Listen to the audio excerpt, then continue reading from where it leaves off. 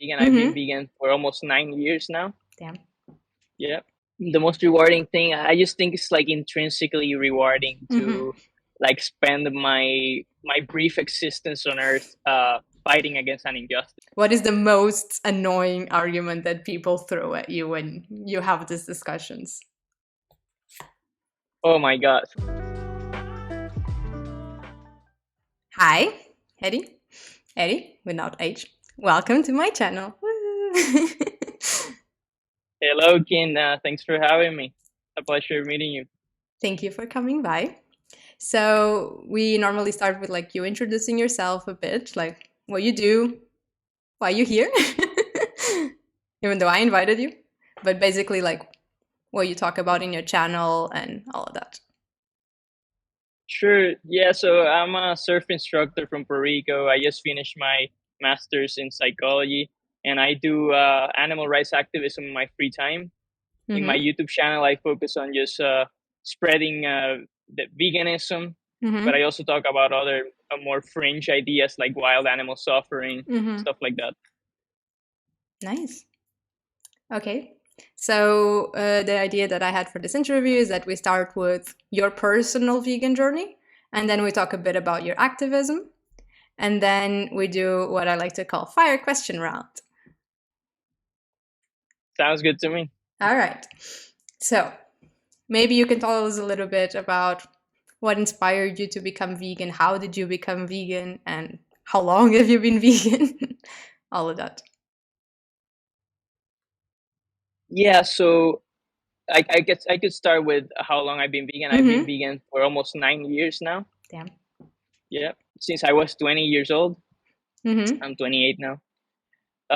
And what inspired me to go vegan? It was I was studying in my free time philosophy. Mm-hmm. Specifically, at that time, I was delving into like Eastern philosophy topics, Mm-hmm. and I came across the idea. Like first, like I think I first came across the idea in a book called "Be Here Now" by Mm-hmm. Random, not specifically veganism, but the book Mm-hmm. mentioned like not consuming animals for like ethical or spiritual reasons or whatever. Mm-hmm.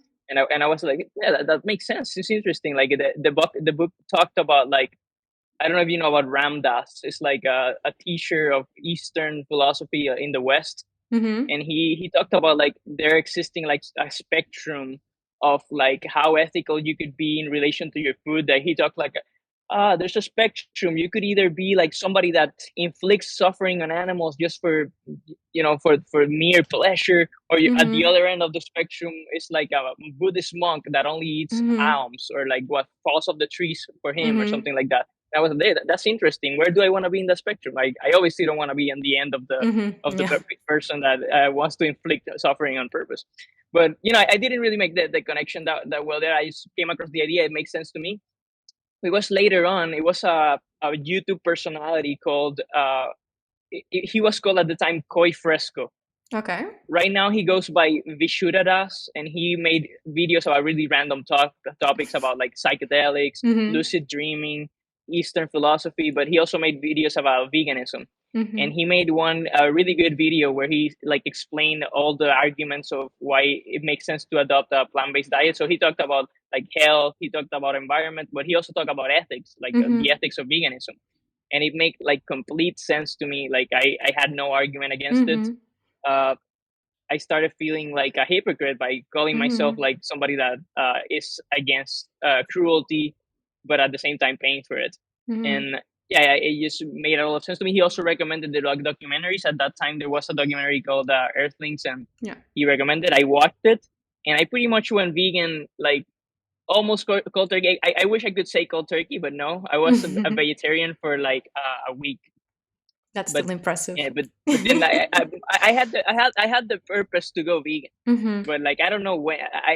I said I'm gonna be vegetarian for a while, but then I came across a meme. So of all things, it was actually a literal meme, an Mm-hmm. internet meme that convinced me. Like the meme said, "From vegetarian to vegan as easy as 1, 2, 3," and there was like a picture of an egg, of dairy. Sorry, an egg, a glass of milk, and a piece of cheese, and it Mm-hmm. had like a symbol of prohibited, like no, no, no. And I was Yeah. like, damn it, it's that easy. Like Yeah. I just gotta give out like three more products, and Yeah. I'm vegan. Like what the fuck am I?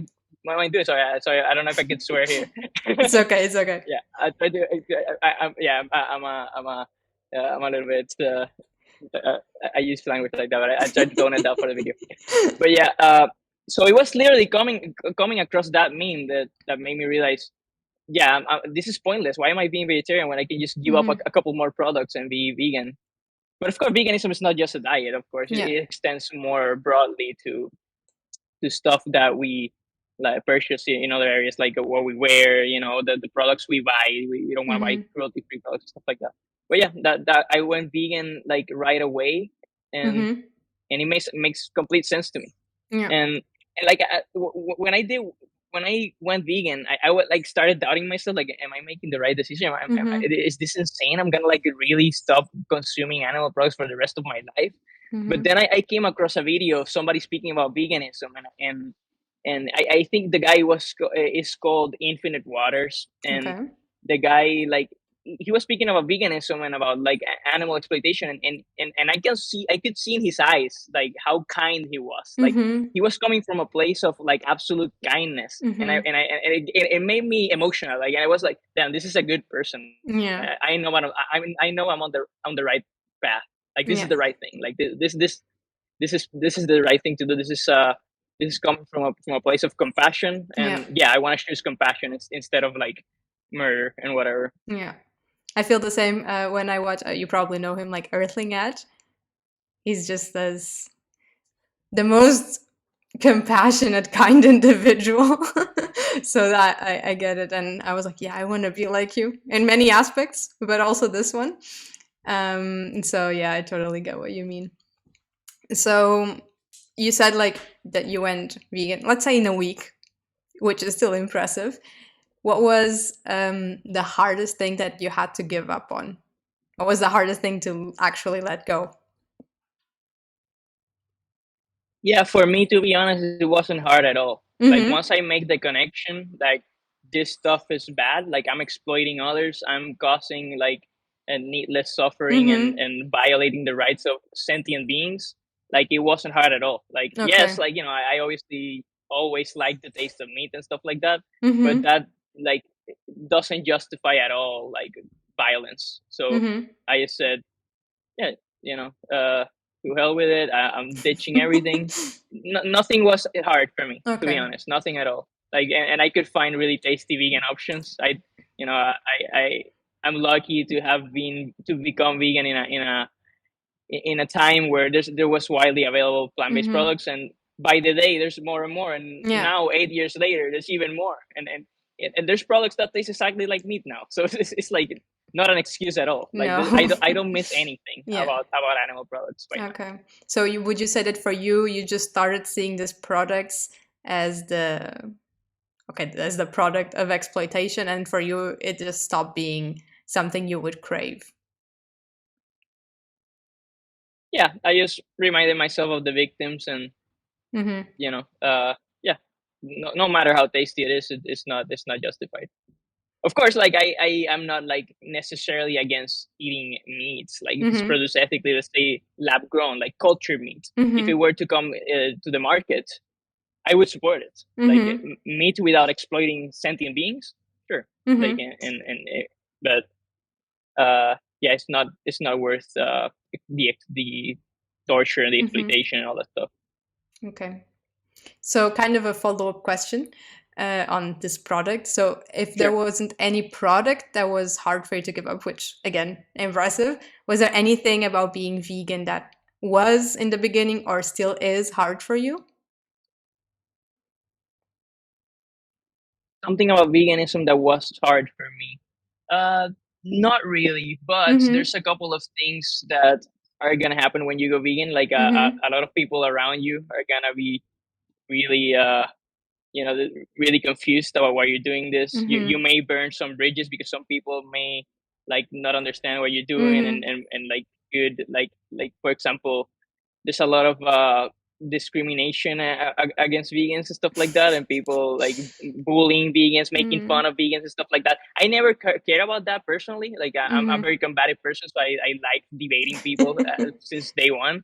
and like making them look like idiots and exposing the illogical nature of their worldview. So it Mm-hmm. was never really a problem to me. I don't even really mind burning bridges if I really don't need like Mm-hmm. unreasonable people in my life. Mm-hmm. But it's something that could happen. Like when you go vegan, you might, burn a few bridges, and you might have like awkward interactions with Mm-hmm. family members and stuff like that don't understand what you're doing. They could like bully you a little bit and stuff like that, which didn't bother me personally. Mm-hmm. Uh, and so that was one thing, and the other thing, which isn't really like a something about being veganism being difficult, but Mm-hmm. I was deeply confused about my ethics. Like I Mm-hmm. really, when I went vegan, like I really didn't know exactly what is it that extends logically from my values now. Like Mm-hmm. I had a pretty like steep learning curve, Mm-hmm. like especially with stuff like honey. Like I Yeah. actually called myself a honey vegan for a while, which Mm-hmm. is doesn't even make sense. Like I now I think we should extend the precautionary principle to insects because they could be sentient. So Mm-hmm. I wouldn't like pay for their possible exploitation.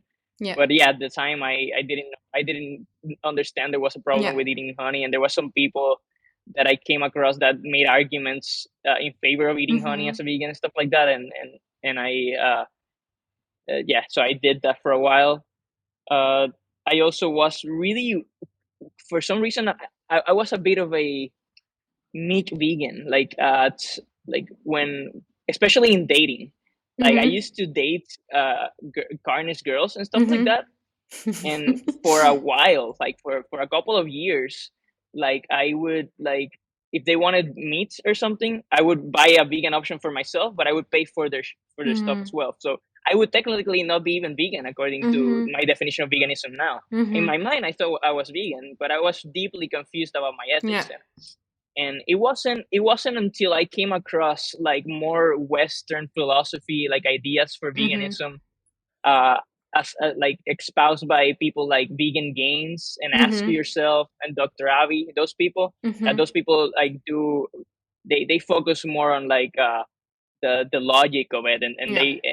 and logical consistency. I don't know if you heard Mm-hmm. like name the trade dialogue tree, No. which is like, if you would, yeah, they basically start out with asking people, would you pay for the slaughter on a mass scale of humans? Mm-hmm. And of course most people would say no, that's wrong. And then they would ask, but you presumably you think it's okay to pay for the slaughter on a mass scale of animals because you pay for it. So Mm-hmm. what's true of animals that if it was true of humans would justify doing that same sort of thing to humans? Mm-hmm. And when I came across that sort of like consistency test, I said, yeah, like what I'm doing is pretty wrong. I would never in any context Mm-hmm. like buy like human meat to my date. Not even who, no, doesn't matter who I'm dating. Yeah, I would exactly. I wouldn't pay for human meat for anybody. Yeah. Like, so why am I doing this in the animal context? And it was more Mm-hmm. like confusion. Like it was, I wasn't aware that I was doing a bad thing for some reason. Yeah. But yeah, like I'm glad I came across those people, like those, like Mm-hmm. the competent vegan debaters that made me realize how much of a meek vegan and a Mm-hmm. hypocrite I was being. And then Mm-hmm. since then, it's that I've been really like strong in my principles, and I like could Mm-hmm. like really start calling myself a vegan Yeah. since that point. Yeah, I mean, it is a journey. We need to. There's some things that maybe we never even thought about before, and then we just start realizing, yeah, I mean, I wouldn't prepare human meat for you, so why would I prepare the steak for you? Like, if I'm against it, I'm against it. So you said like for Yeah, you it was pretty and you're easy. only 6 months in, right?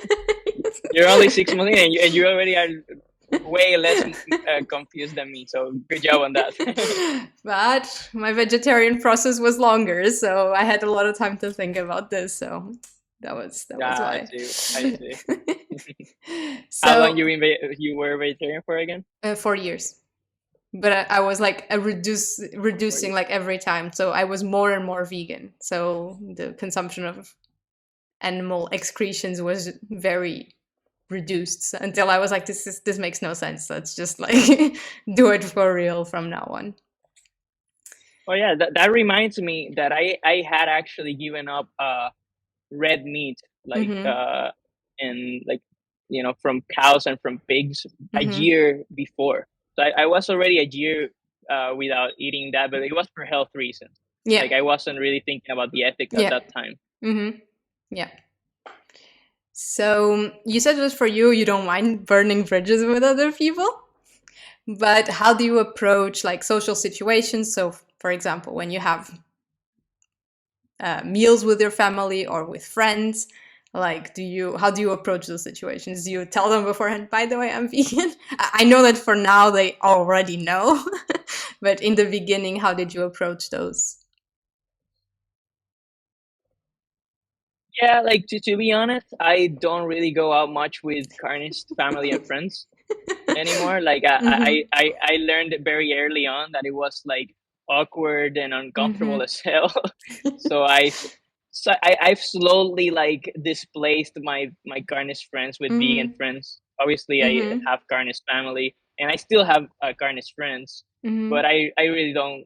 I don't really want to go eat with them, to be honest. I don't. I do other stuff with my carnist friends. I go surfing. I go like I do other stuff, but eating with them and Mm-hmm. having them eat a corpse by my side, no thank you. Like there's some people that would be fine doing that, like, and it's good. Like I think Mm-hmm. it's good to show that you could be a vegan and still have a good time and hang out with Mm-hmm. people, and you can still go to restaurants. But I have vegan friends. So I don't really have to deal with that anymore. Yeah. Understand. And if you want to discover a new vegan place, you can always bring the vegan friends. So it's enjoyable for everyone. They don't feel like they're missing out. Sometimes have that Well, problem. yeah, I do that.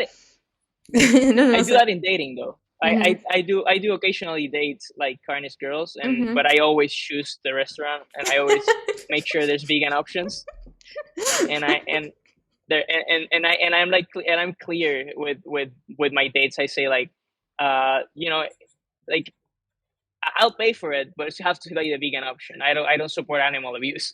Okay, so if you want the carnist option, I'm not gonna pay for it. And then That's a good I sometimes strategy. get really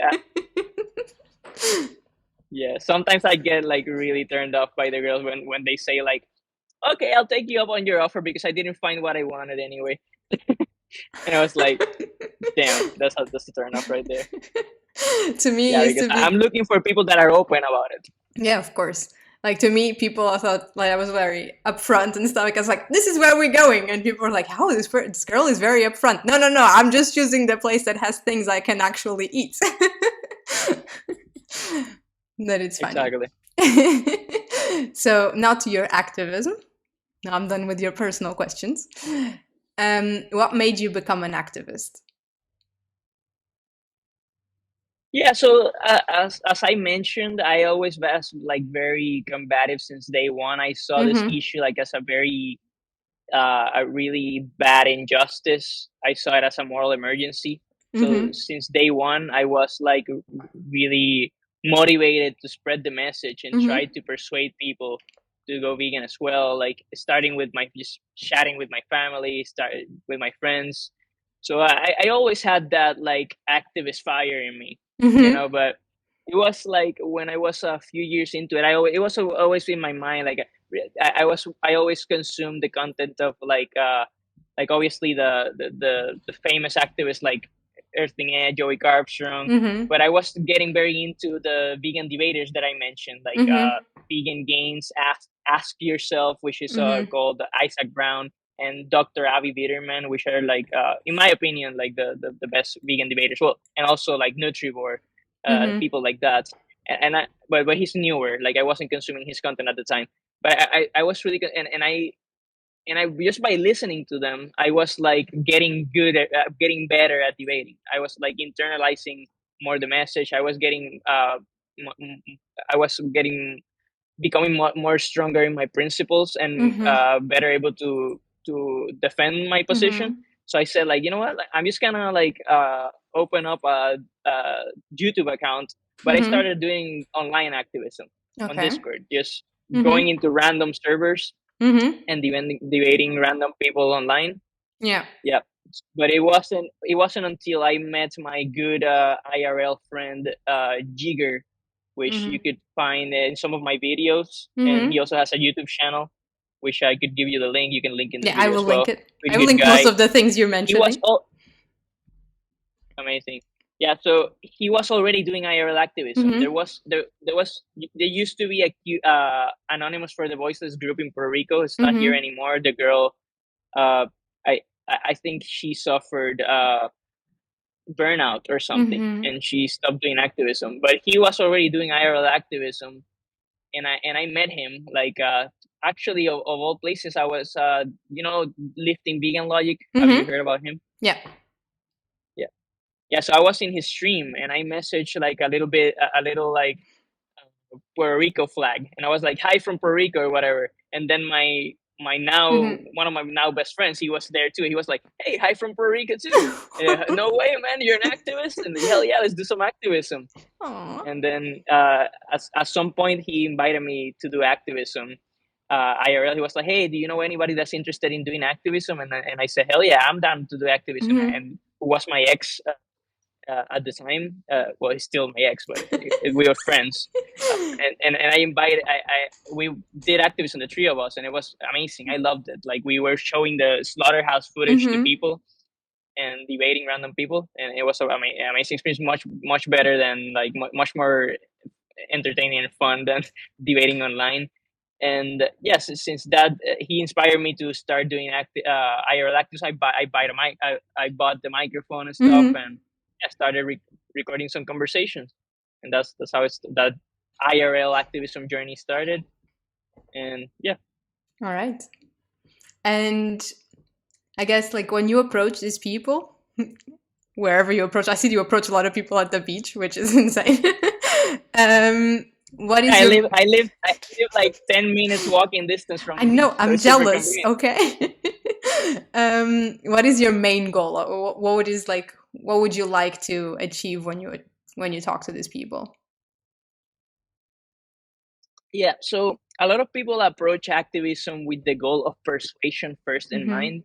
That's actually not my main goal. Mm-hmm. Like when I go into a debate with a carnist, my Mm-hmm. goal is to actually just get to the truth and explore their Mm-hmm. values. Mm-hmm. And as like, and I think like indirectly, that's gonna be the best way to persuade either the person I'm debating or the audience, because Mm-hmm. a lot of people try to convince the person they're talking to. Mm-hmm. I actually try to aim more towards spreading the message towards the audience, Mm-hmm. because some people don't have vegan values, and some people will bite bullets and would say, "I would actually be in favor of slaughtering on a mass scale mentally disabled humans." And Yeah. what am I gonna do with a person like that? I'm not gonna persuade a person like that. But Yeah.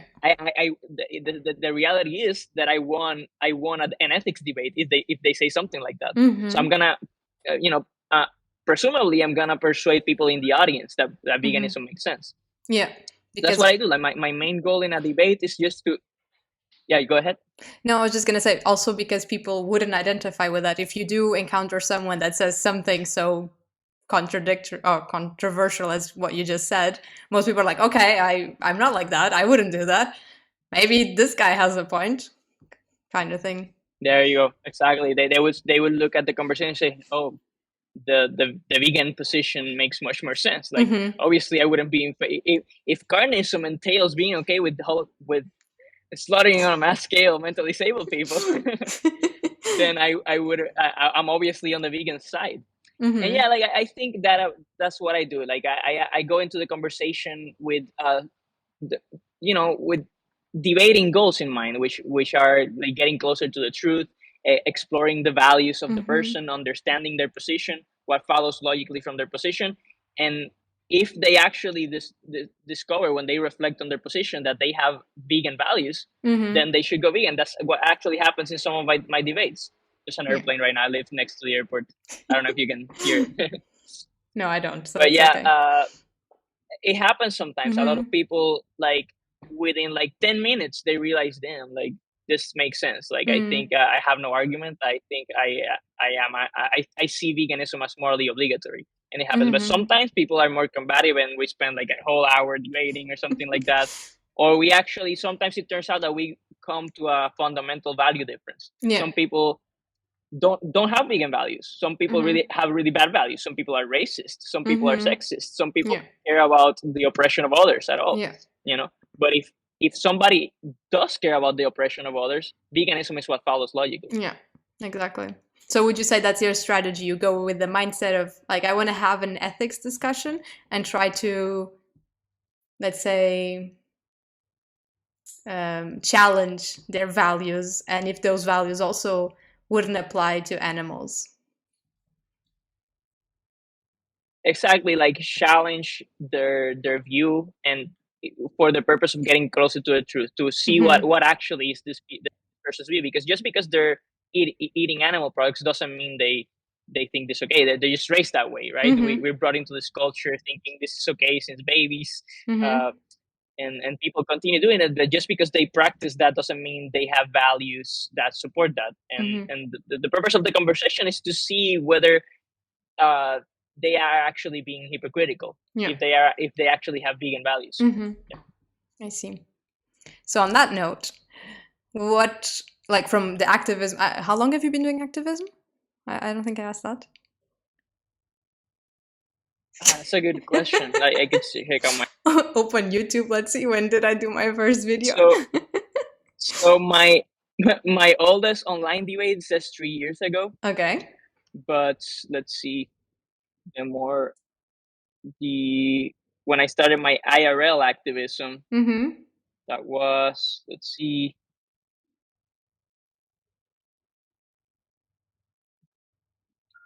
running entity on the, okay, so it was 1 year ago.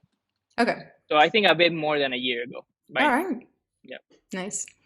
And what would you say is the most common misconception about veganism from the people you've talked to throughout this year?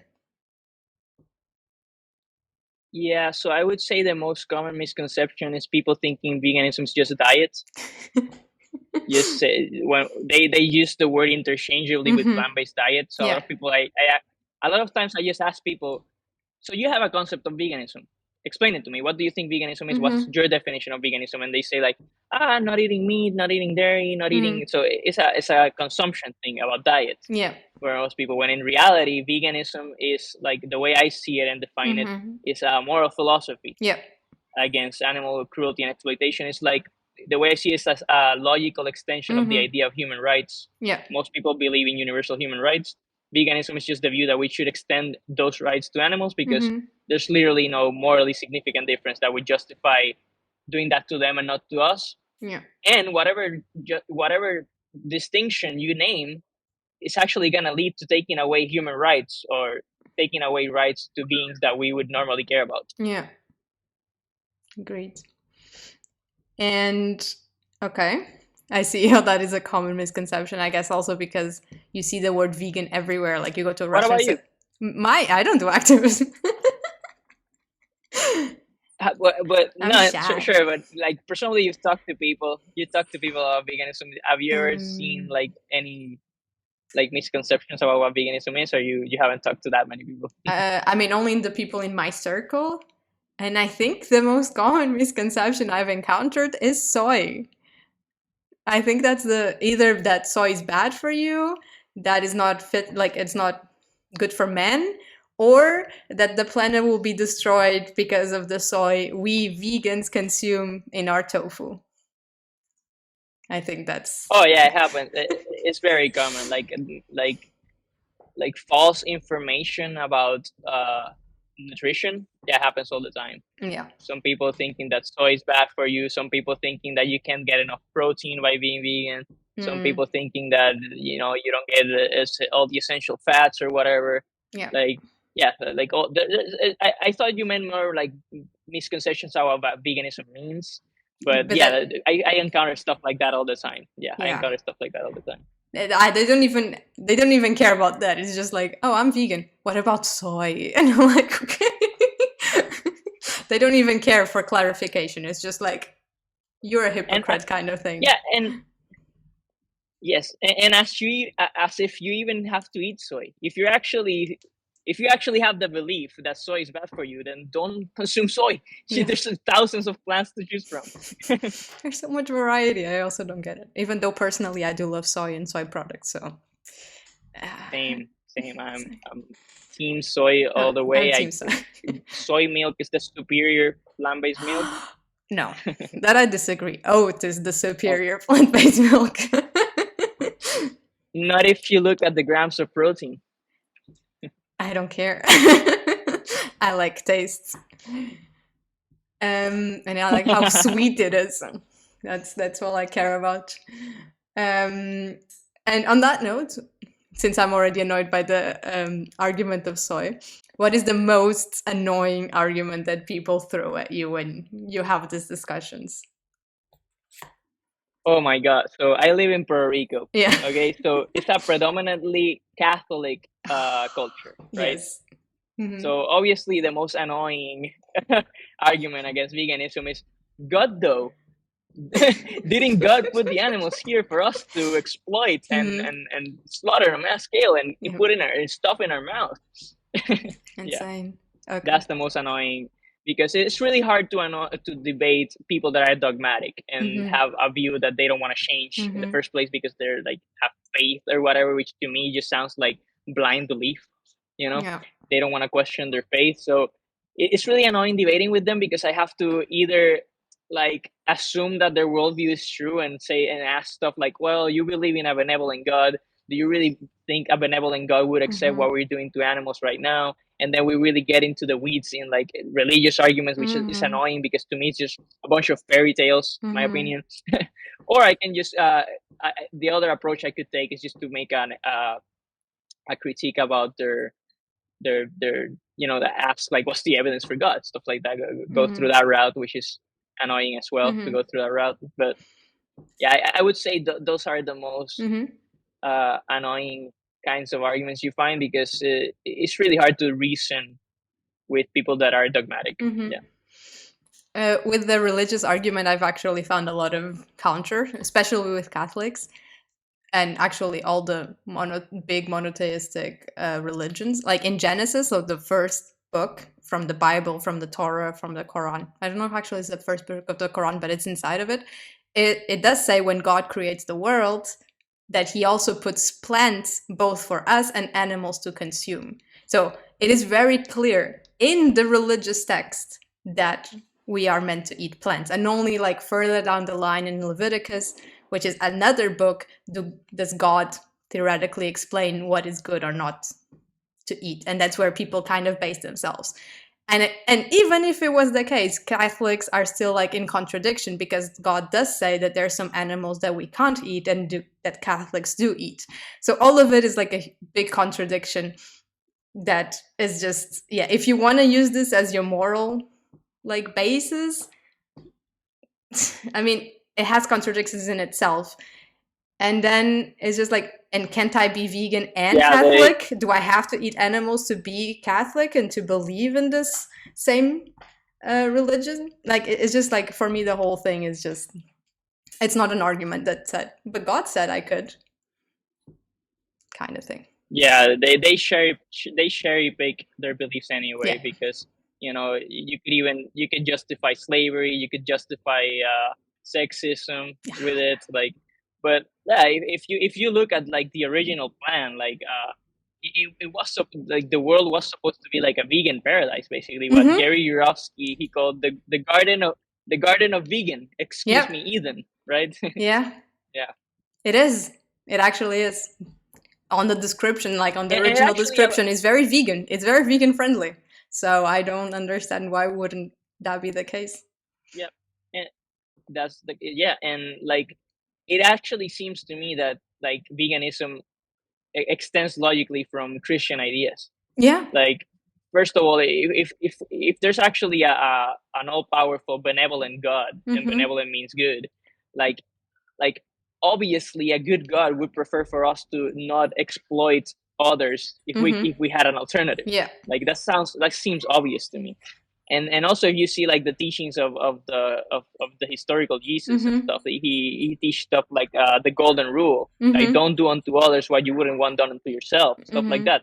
Animals qualify as others. Yeah. Stuff like that.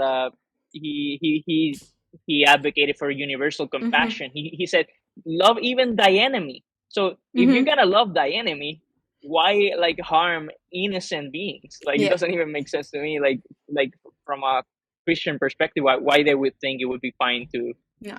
to No. do this to animals. And I don't know if you've heard, there is a new I think it was released this year, called Christspiracy, and they talk exactly about this, the teachings of Christ, and how there seems to be a lot of evidence that he was actually a vegetarian. So the scientific definition of a vegetarian. So he wouldn't consume any animal products, including eggs and dairy and all of that. And I'm like, so the Messiah wouldn't do that, but you think it's okay? So like for me, this is all very contradictory in itself. It's also a very good documentary. I would recommend it to all Christian people. Is the documentary already out? Yes. I don't know if it's out in Puerto Rico, but Where can you see it? I saw it in the cinema, so it was actually in a live cinema. Yeah, that's what I heard. Like it came out in cinemas, but it's still not available for streaming, right? I am not sure yet, or is it available for streaming? I am not sure yet because Okay. I went Yeah, to I'm the waiting cinema. for it I to be like the available for streaming. popcorn. I'm interested in it. It's really good. I would recommend. Yeah, I'm curious. I'm curious about it because those people do make really good documentaries, like Cowspiracy, The Seaspiracy, What the Hell, really good Yeah. documentaries. Yeah. So Yeah. you should watch them, then you come back with tons of arguments for Christians. And also, like speaking about Jesus, you're saying that he was a vegetarian. Yeah, like some people, like I like to ask people, what do you think Jesus would do? Like if we were here, like and like obviously I don't see like Jesus being okay with stabbing others to death first of all, but like sometimes people say no, but Jesus he multiplied fish out of thin air. He was okay with eating fish, but I say then that makes perfect sense. Jesus was the first lab grown meat chef. He created meat out of thin air without having to kill animals. Yeah. Yeah, but actually there's a that whole. seems like a vegan thing to me. Yeah. If you. Yeah. No, there is tons of vegan proof, or that he was actually an animal rights activist in a very vague term, or in a vague definition of the term of activist. But yeah, so the whole documentary goes into that and why he invaded the temple and why he destroyed the temple, and that actually the reason was that they did animal sacrifices there and Jesus was against that, and that's why he invaded and destroyed that. So there, like, the documentary is really good, and for Christian people it actually makes Christ seem way of a better person, I gotta say. Like, that all of his values actually align and he extends all of the things that he proclaims to all beings, which for me makes a lot of sense. So yeah, that is Yeah, it makes a lot of sense to me too. Yeah. And even if it's not the case that he was like an animal rights advocate, I think it's obvious that he was promoting universal human rights, and veganism is an extension of the idea of human rights. What has been the most rewarding aspect of your activism work? The most rewarding thing, I just think it's like intrinsically rewarding to like spend my brief existence on earth fighting against an injustice. You know, it's just like intrinsically rewarding, but for its own sake. Even if I don't end up convincing anybody, even if I end up doing the opposite, even if I could create more carnage for some reason, I think it is actually something good to speak up on the face of injustice and stupidity. I think, like, Christopher Hitchens said something I loved. He said, "Never be a spectator of unfairness or stupidity. The grave will provide plenty of time for silence." And that's true. That's absolutely true. Like, we're gonna die. We're gonna be silent for the rest of eternity. So why not spend our brief existence here fighting for you know, the rights of others? Yeah, if all you can do is just create awareness, is already amazing.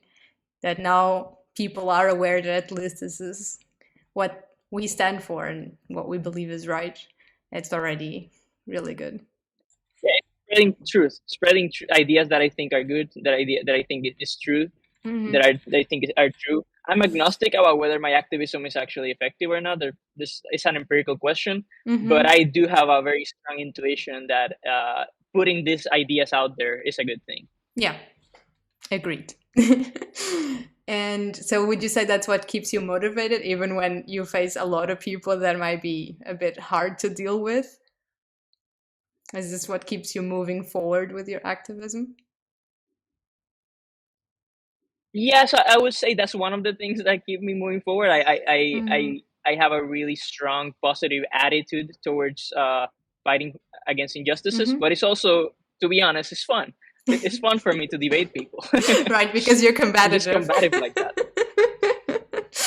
Exactly, exactly. I'm gonna prove you wrong. Yeah, okay. Yeah, not necessarily prove you wrong, but like, yeah, it strengthen my own position. Like Mm-hmm. when exposing it to other views, and it's fun when I make people contradict themselves. I Mm-hmm. just find it hilarious when I make people bite bullets. Like when I find like reductios in their views, just Mm-hmm. hilarious to me, and it's fun. Some people say like they do activism because they have to, but it's not fun for them. Mm-hmm. And I don't see it that way. And I think that's what keeps me going, that I actually find it fun. And like a lot of people, I think that attitude, I think, leads to burnout. Like Mm-hmm. when you keep doing this, even when you hate it, Yeah. that's a Yeah, formula for that's burnout. yeah. When for me, it's just intrinsically fun. I see. That's great. I mean, I wish I was like you. All right. Now, we're going to the fire question round, where I just will.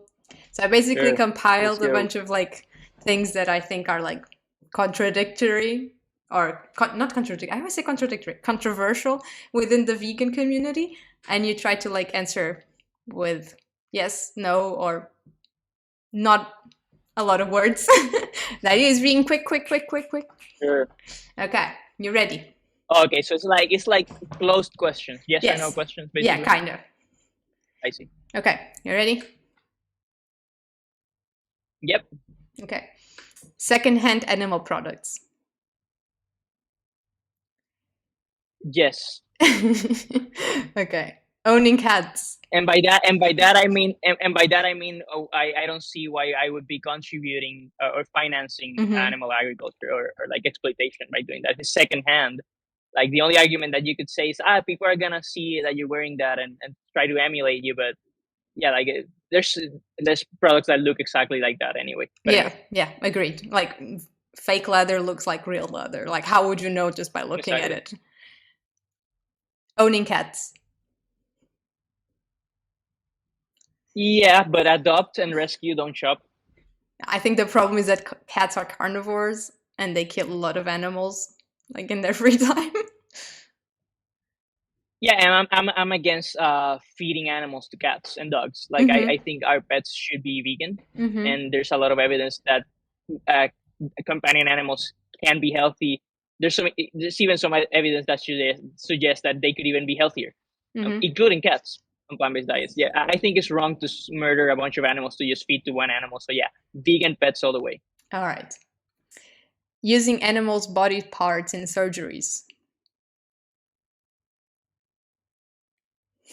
No, Okay. Is being vegan more expensive? absolutely not. um, Obviously, it's gonna depend on what you're buying, right? But it's not intrinsically more expensive. No. yeah, I mean, if I wanted to buy all bio products, then yes. But I guess that's the same if I was eating animal products. Being a freegan, is that something you would do? I don't see an issue with it if you're not financing animal agriculture. Mm-hmm. There might be, a bit of confusion. You might cause a bit of confusion, but yeah, I don't see it as intrinsically bad to do that. Okay.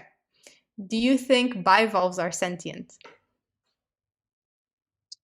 I actually don't think we have any reason to believe they're sentient. Mm-hmm. They don't have a brain. Sentience seems to be an emergent property of central nervous systems, Mm-hmm. brains. Yeah, I see no reason to believe they're sentient in the same way that we don't see any reason to believe plants are sentient. So would you eat a bivalve? Follow-up Yeah, question. I would. All right. I would. Yeah. Honey, I think you already answered. Would you eat honey? But I'll ask again. No, I think bees do have central nervous systems, and they do exhibit complex enough Mm-hmm. behavior for me to not be comfortable supporting their exploitation, I do extend the precautionary principle to bees. Yeah. All right. Would you have backyard chickens? Depends. Like, would I rescue chickens and Yes. give them like sanctuary? Sure, but I wouldn't like exploit them. I wouldn't buy them from the aviaries, and I Mm-hmm. wouldn't like exploit them for their eggs. All right. But if they did, I mean, they will produce eggs, would you eat them?